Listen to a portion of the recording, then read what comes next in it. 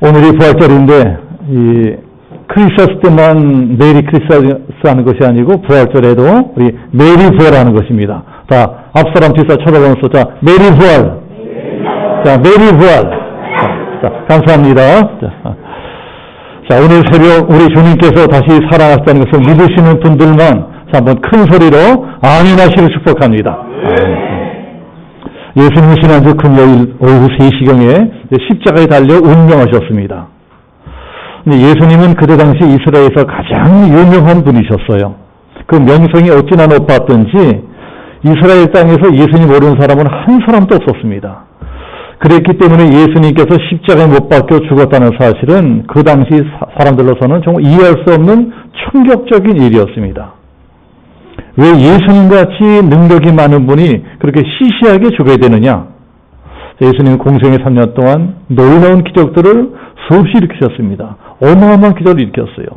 수많은 병자들을 고쳐주시고 귀신을 쫓아내시고 오병이어 기적, 또 무리를 걸어오시고 풍랑을 잠잠하게 하시고 심지어는 죽어서 나흘이 되어 이 성장 속는에서는 시체까지 나서라야 나오라! 컷들이 살려내십니다. 그러한 귀한 총명을 가진 놀라운 분이었습니다. 그런 분이 왜 그렇게 무능하게 죽으셔야 되느냐? 예수님이 죽으실 때의 모습은 정말 무능했습니다. 정말 한심했어요. 이 못된 인간들이 예수님을 십자가에 다랑다랑 매달아 놓고 그 밑에 소리 지르며 조롱을 합니다. 네가 정말 구세주라면, 네가 정말 하나님의 아들이라면 네 힘으로 십자가에서 내려와라. 십자가에서 내려와봐라. 그럼 우리가 너를 구세주로 믿겠다. 너를 하나님의 아들로 믿겠다. 이러고 조롱하는데도 이제 끝까지 내려오지 않고 그냥 한심하게 허무하게 그냥 죽어버렸습니다. 왜 큰 능력을 가진 그분이 그 치욕을 당하면서도 찍소리 못하고 그냥 무능하게 죽어버려야 되느냐? 이 사람들이 정말 이해하지를 못했어요. 그 무서운 능력을 가진 분이 왜 그대로 죽어버렸느냐? 더군다나 이해하지 못할 것은, 더 이해간다는 것은 그렇게 죽은 예수가 살아났다는 것입니다. 예수님이 죽은 지 얼마 지나지 않아서 예수가 다시 살아났다 하는 소문이 온 예루살렘 땅에 바닥에 퍼졌습니다. 그러니 그 소문을 들은 사람들이 아니 어떻게 죽은 사람이 다시 살아날 수 있단 말이냐, 어떻게 손발에 못이 박히고 허리에 차이 찔려서 물과 피를 콸콸 쏟아버리고 그렇게 비참하게 죽은 사람이 어떻게 도로 살아날 수 있다는 말이냐, 도저히 믿을 수가 없는 겁니다. 예수님이 죽은 목도했던 사람들은 예수가 살았다는 걸 믿을 수가 없어요. 옛날에도 그랬으니까 오늘날도 당연히 못 믿는 사람들이 많이 있을 수밖에 없습니다. 예수님이 죽었다 살아났다 못 믿는 것이 정상 같아요. 아니 어떻게 죽은 사람이 다시 살아나느냐? 교회를 오래 다니신 분들 중에서도 부활을 잘 못 믿는 분들이 있습니다. 도저히 부활이 믿어지지가 않는다. 그러나 이것이 믿어지는 것이 축복입니다. 믿어지는 게 은혜예요. 이것도 내가 믿고 싶다고 해서 내가 믿어야지 이래서 믿어지는 것이 아닙니다. 이것도 하나님이 은혜를 주셔야, 믿게 주셔야 믿어지는 것입니다. 정말 예수님이 부활한 것이 믿어진다. 자, 그렇다면요, 그게 바로 내가 은혜 받은 증거입니다. 그게 내가 은혜 받았다는 거예요. 은혜를 받았으니 그것이 믿어지는 것입니다. 그래서 우리들은 늘 은혜를 구해야 될 것입니다. 하나님에게 은혜를 주옵소서. 은혜를 주옵소서. 우리 신앙생활은 그저 은혜로 하는 것입니다. 어떻게 죽은 사람이 다시 살아날 수가 있느냐? 부활을 믿지 못하는 사람들은 이렇게 초대교회 때도 많았습니다. 특히 오늘 성경에 나오는 고린도 교회를 다니는 사람들 중에 그런 사람이 더 많았던 것 같아요. 어떻게 그런 일들이 일어날 수 있다는 말이냐? 어떻게 죽은 사람이 다시 살아날 수 있다는 말이냐? 그런 사람들이 사도벌이가 하는 질문이 이 두 가지였습니다. 그것이 35절입니다. 죽은 자들이 어떻게 다시 살아나며 어떤 몸으로 오느냐? 자, 첫 번째 질문은 죽은 사람이 어떻게 다시 살아날 수가 있느냐? 자, 두 번째 질문은 만약에 살아난다면 어떤 몸으로 살아나느냐? 이게 두 가지 질문입니다. 오늘 성경은 사도 바울이 이 두 가지 질문에 대해서 대답해 주는 말씀입니다. 첫 번째 대답이 36절, 어리석은 자여, 네가 뿌리는 씨가 죽지 않으면 살아나지 못하겠고, 농사를 지어본 분들은 이 말씀이 이해가 되실 것입니다. 농사를 지으려면 제일 먼저 해야 될 일이 뭐죠? 씨를 뿌려야 됩니다. 씨를 뿌리는 일입니다. 씨를 뿌리지 않고 농사를 짓는다는 것은 있을 수가 없는 일입니다. 이 사도 바울이 씨 뿌리는 비유를 들어서 부활에 대해서 가르쳐 주십니다. 죽은 자들이 어떻게 다시 살아나느냐고, 이 어리석은 사람들아, 너희들이 씨를 뿌리면 그 씨가 죽어야 알곡이 되고 열매가 된다는 걸 알면서도 왜 사람은 죽어 새로운 몸으로 다시 살아날 수 있다는 것을 믿지를 못하느냐. 자, 두 번째는 만약에 사람이 죽었다가 살아난다면 그러면 어떤 몸으로 살아나게 되겠느냐. 이게 37절에서 나오는 말씀인데요. 자, 37절 보면 또 내가 뿌리는 것은 장대의 형체를 뿌리는 것이 아니요 다만 밀이나 다른 것의 알맹이 뿐이로되. 자, 농사를 해서 밀이든 벼든 보리든 어떤 곡식을 추수하려고 하는 분들은 논이나 밭에 다 자란 곡식을 뿌리나요? 이 수박을 거두기 원하는 사람이 수박을 심나요? 그 수박 열매를 심나요? 오이를 거두기 원하는 사람들이 오이 열매 자체를 심습니까? 도마도를 거두기 원하는 사람이 도마도 자체를 심습니까? 네, 그렇지 않습니다. 처음에는 그저 작은 씨앗을 심는 것입니다. 작은 씨앗을 뿌리는 것입니다. 그러나 그 씨앗이 땅에 떨어져서 죽은 다음에 다시 태어나게 되는 알곡, 열매 모양은 전혀 다릅니다. 완전히 새로운 모양입니다. 조그만 씨앗을 심었는데 이따만한 수박이 열립니다. 요만한 씨앗을 심었는데 이만한 호박이 열리는 것입니다. 사람도 마찬가지라고 가르쳐집니다. 사람도 죽을 때의 몸과 부활할 때의 몸은 다르다는 것입니다. 씨앗이 죽었다가 새로운 몸으로 다시 살아나는 것처럼 작은 씨가 땅에 떨어졌다가 완전히 죽은 것처럼 보이죠. 자, 그러다가도 전혀 새로운 알곡으로 다시 태어나게 되는 것처럼 우리 예수 믿는 사람들도 죽었다가 새로운 몸으로 다시 태어난다는 것입니다. 부활하게 될 것이다. 자, 그렇다면 그건 어떤 몸으로 부활하게 되느냐? 그것이 42절, 43절입니다. 42절, 43절 보면 죽은 자의 부활도 그와 같으니 썩을 것으로 심고 썩지 아니할 것으로 다시 살아나며 욕된 것으로 심고 영광스러운 것으로 다시 살아나며 약한 것으로 심고 강한 것으로 다시 살아나며. 어떤 모습이라고요? 썩을 것이 다시는 썩지 않을 것으로 부활될 것이다. 여기서 썩을 것은 이 썩어지게 될 우리 육신, 우리 몸을 뜻합니다. 또 욕된 것이라고 하는 것은 우리들이 저지르고 사는 여러 가지 부끄러운 죄를 뜻합니다. 또 약한 것이란 것은 결국은 늙고 병들고 죽을 수밖에 없는 우리 약한 인생들, 우리 자신을 뜻합니다. 솔직히 우리들은 이 짧은 인생 살아가면서 조금 더 잘 먹고 살겠다고, 조금 더 잘 살아보겠다고 얼마나 죄를 많이 짓고 살고 있습니까? 우리 이 한 주간 살면서도 얼마나 죄를 많이 졌어요? 먹고 살겠다고 부활절인데도 교회를 못 나오는 분들도 많아요. 교회를 나오고 싶어도 나올 수가 없어요. 다 하나님께는 죄를 짓고 있는 것입니다. 그렇게 죄를 짓고 살다가 결국은 늙고 병들어서 쓸쓸하게 죽게 됩니다. 우리 죽게 되면은, 자, 우리가 매일 로션 바르고, 그저 쓰다듬고, 닦고 쓸고, 이 몸이 썩어버립니다. 썩어서 썩는 냄새를 팍팍 풍기게 됩니다. 그래서 이 썩은 냄새를 풍기는 시체가 되기 때문에 아무리 사랑하는 사람이라도, 아무리 사랑하는 내 남편, 내 아내, 내 부모 형제들이라 하더라도 썩은 시체하고는 같이 살 수가 없어요. 그래서 어쩔 수 없이 아무리 사랑하는 내 남편, 내 아내, 우리 아이들이 할지라도 죽고 나면 썩기 때문에 갖다 버릴 수밖에 없습니다. 무덤에 묻을 수밖에 없어요. 화장할 수밖에 없는 것입니다. 썩은 시체와는 같이 살아갈 수가 없습니다. 그래서 죽는 것이 슬픈 것입니다. 죽으면 다 썩어버리니까. 그렇게 썩어버린 우리 몸이 썩지 않을 것으로 다시 살아나고, 영광스러운 것으로 다시 살아나고, 강한 것으로 다시 살아나게 된다는 것입니다. 전능하신 하나님이 하시고자 하면 뭘 못하시겠습니까? 자, 지난 겨울은 정말 추웠습니다.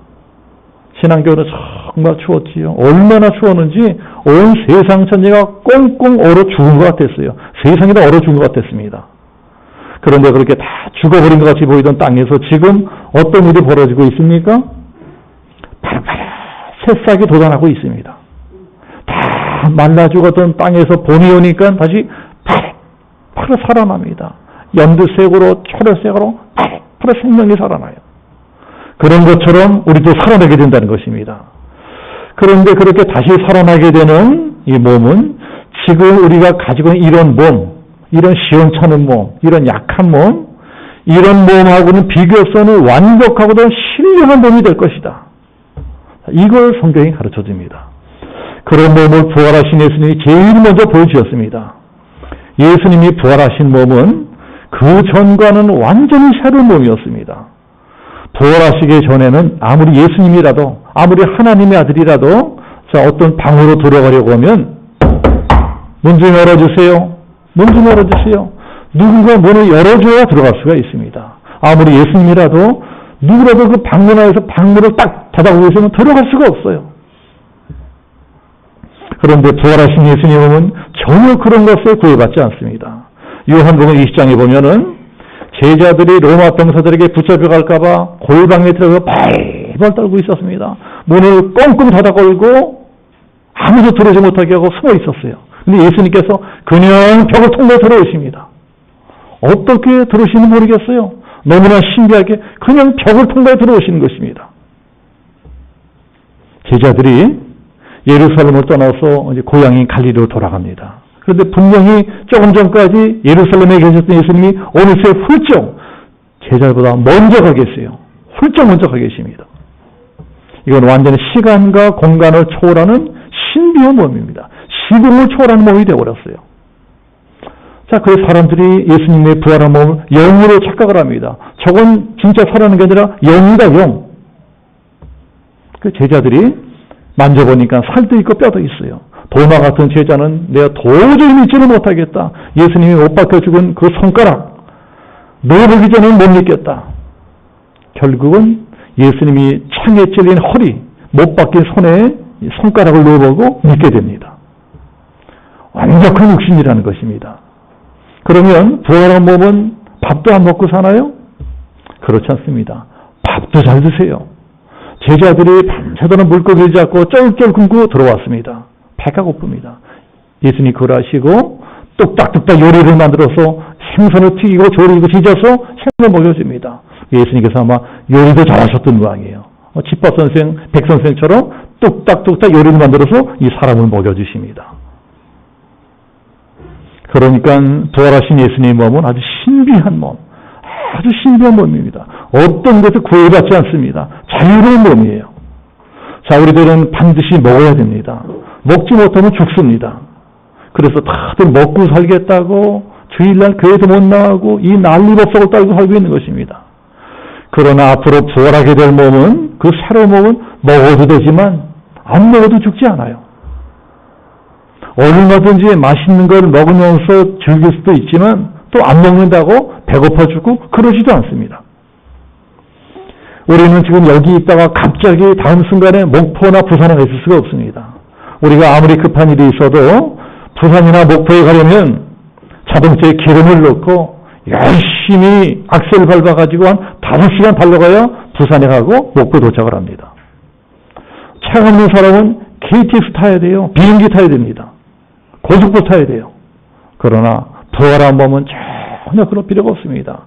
부활한 몸은 그런 시간이나 공간의 제약을 받지 않습니다. 아주 자유로운 몸이 됩니다. 어디든지 마음대로 갈 수가 있고 어디든지 있고 싶은 데 있을 수가 있어요. 그러니까 이 우주가 아무리 광대하다고 하더라도 부활한 몸으로는 어디든지 갈 수 있습니다. 저는 이 우주를 생각할 적마다 참 신비하다는 생각이 듭니다. 이 우주의 신비, 그 천재 과학자들도 밝혀내지 못하고 있어요. 우주의 신비는 우리같이 한계를 가진 인간으로서는 도저히 밝혀낼 수가 없습니다. 빛의 속도로 1000년을 가고 10,000년을 가도 그 끝을 할 수 없는 것이 이 우주라고 합니다. 그러니 우리가 얼마나 빠른 로켓을 개발해내야지 우주의 끝까지 가겠어요? 얼마나 빠른 로켓을 개발해내야지 이 태양계 끝을 벗어나겠습니까? 우리 인류가 아무리 첨단 과학 문명을 발전시킨다고 할지라도 그것은 불가능한 일입니다. 이 과학기술 문명의 힘으로는 태양계도 벗어날 수가 없을 것입니다. 그러나 부활한 몸으로는 갈 수가 있다는 것입니다. 거기가 어디든지 저 태양계 넘어 저 신비롭고 신비한 은하계 넘어 저 우주의 반대편 끝까지 갈 수가 있어요. 제가 이런 거 생각하면서 하나님 왜 이 우주를 이렇게 크게 만드셨을까? 이 크던 우주에 비하면 지구는 티끌 같아요. 여기만 생명이 바글바글 살고 있습니다. 그런데 쓸데없이 이 방대한 우주를 만드셨을까? 우리들을 위해서 만드셨어요. 부활한 몸으로는 이 거대한 우주 공간 창대한 우주, 어디를 다녀서도 그 모든 것을 개발할 수 있습니다. 신비하고도 환상적인 몸, 그런 몸으로 부활될 텐데 예수님이 초절매로 제일 먼저 부활하셨다는 것입니다. 그리고 너희들도 나와 같이 될 것이다. 너희도 장차 나와 똑같은 몸으로 변화될 것이다. 이것이 성경이 우리에게 가르쳐주는 말씀입니다. 자, 그렇다면 과연 그때가 언제냐? 그때가 언제일까요? 그리고 과연 어떤 방법으로 다시 살아나야 되겠느냐? 자, 우리 오늘 성경, 자, 15절 좀 뒤쪽에 50절부터 53절까지, 성경 15장 50절부터 53절까지 우리 같이 한번 한 목소리로 합독해 보겠습니다. 50절부터 시작. 형제들아, 내가 이것을 말하노니 혈과 육은 하나님 나라를 유업으로 받을 수 없고 또한 썩은 것은 썩지 않을 것으로 유업으로 받지 못하느니라. 보라, 내가 너에게 비밀을 말하오니 우리가 다 잠잘 것이 아니요 마지막 나팔에 순식간에 호련히 다 변화하리니 나팔 소리가 나매 죽은 자들이 썩지 않을 것 다시 살고 우리도 변화하리라. 이 썩을 것이 불가고 썩지 않을 것으로 있겠고 이 죽을 것이 죽지 아니함을 입으리로다. 할렐루야. 이 말씀이 정말 성경 최대의 비밀이고 최대의 미스터리입니다. 이거는 사람의 상식으로는요 믿을 수가 없어요. 그 만화 같은 얘기입니다. 제가 만화 같지만 정말 만화 같은 얘기예요. 그러나 오늘 성경은 보라, 내가 너에게 비밀을 말하오니 51절에 내가 너에게 비밀을 말해주겠다는 것입니다. 무슨 비밀이에요? 부활에 대한 비밀입니다. 그 비밀의 내용이 무엇입니까? 우리가 다 잠잘 것이 아니요 마지막 나팔의 순식간에 호련히 다 변화하리니. 잠잔다는 말은 죽는 것을 뜻합니다. 자, 성경에서는 죽는 것을 잠잔다고 말씀을 합니다. 우리가 아무리 예수님 믿어도 죽는 것은 똑같습니다. 예수 믿는다고 안 죽는 것이 아닙니다. 예수 믿어도 죽고 예수 안 믿어도 죽어요. 그러나 우리들은 죽는 걸로 다 끝나버리는 것이 아니고 마지막 나팔의 순식간에 호련히 변화된다는 것입니다. 자, 마지막 나팔 소리가 들려올 때가 있을 것이다. 빰빠라빰 하는 나팔 소리가 들려올 때가 있을 것이라는 것입니다. 자, 그때가 언제요? 예수님이 이 세상에 다시 오실 때 천사장의 나팔 소리, 호령과 함께 재림하십니다. 그때 이 세상에 살고 있던 성도들이 그 나팔 소리를 듣게 되면, 자, 여러분, 예수님이 재림하실 적에 나팔 소리를 듣는 사람이 있어요. 그 나팔 소리를 듣게 되는 사람은 호련히 몸이 변화될 것입니다. 이게 성경에 나왔습니다. 호련히 몸이 변화돼서 공중으로 들림받게 됩니다. 이게 바로 그 유명한 휴거 사건입니다. 이 어르신들은 1992년도 다미 선교 사건 기억하실 거예요. 그 이단들이 난리를 치는 바람에 휴거가 코미디가 되어버렸는데 그렇지 않습니다. 이 성경 최고의 비밀과 축복은 휴거. 우리가 주님 재림하실 때 들림받는 사건입니다. 이것이 우리 믿는 사람들의 꿈이 되고 소망이 되어야 됩니다. 그때 나팔 소리를 듣는 사람들은 들림받게 될 것이고 나팔 소리가 들려오지를 않아. 먹통이야. 그런 사람들은 이 세상에 그대로 남겨지게 된다는 것입니다. 나팔 소리를 듣고 몸이 호련히 변화된 사람들은 산채로 들림받아 천국으로 올라가 7년 동안 천국 혼인잔치를 합니다. 이 세상에서 고생했던 그 천국에서 보상을 받고 눈을 흘리며 기뻐하며 춤추며 잔치가 벌어집니다. 그때 이 지상에서는 7년 대환란이 벌어집니다. 적그리스도가 이 세상을 통치하면서 무시무시한 끔찍한 재앙과 환란과 고통이 닥친다는 것입니다. 이것을 성경이 예언하고 있습니다. 나팔 소리가 들릴 적에 이미 죽어서 땅에 묻혀 있거나 또 오래전에 죽어서 다 티끌 가운데 저 대기 가운데 저 먼지가 되어버린 사람들, 그런 신비하게 하나로 모아져서 부활하게 된다는 거예요. 다시 살아난다는 것입니다.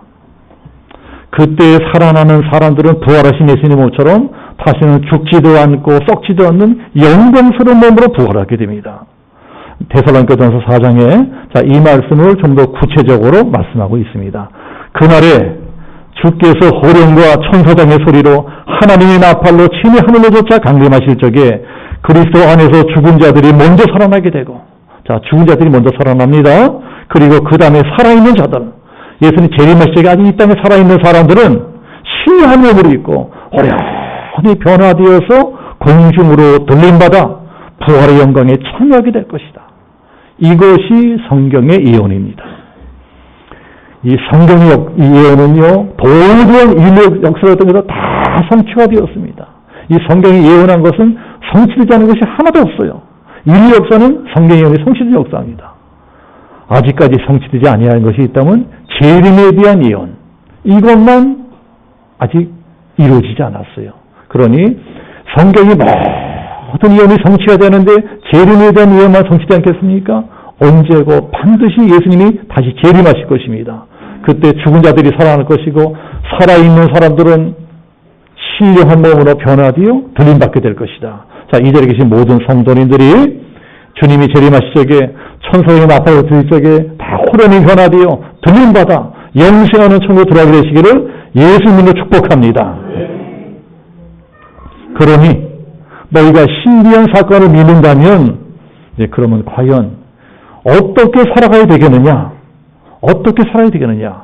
우리 58절 말씀도 같이 한번 합독해 보겠습니다. 58절 다 같이 시작. 그러므로 내 사랑하는 형제들아, 견고하며 흔들리지 말며 항상 주의 일에 더욱 힘쓰는 자들이 되라.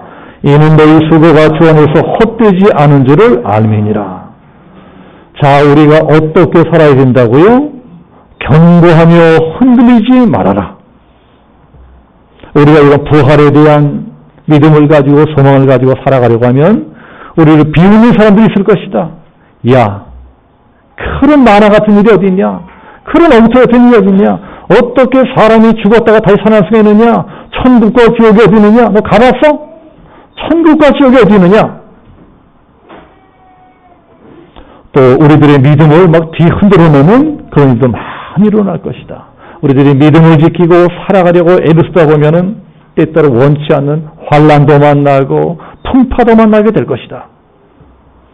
그러나 어떤 말을 듣고 어떤 일을 만난다 할지라도 결코 믿음을 버려서는 아니 된다. 천국과 지옥이 있음을 믿고 죽은 자의 부활을 분명히 믿고 살아가는 성도들이 되어야 될 것이다.